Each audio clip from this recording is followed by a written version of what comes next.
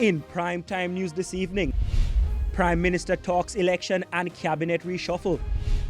PEP results are out. Education Minister says most students got the school of their choice. And are drive-through graduations part of the future with COVID-19?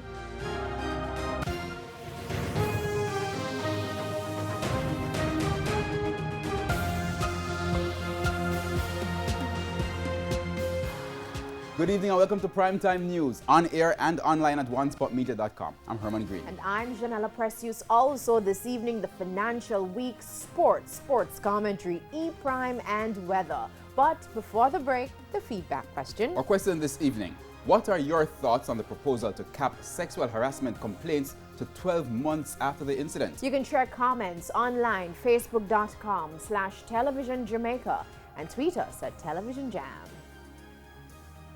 Please stay tuned. Primetime News returns right after this break.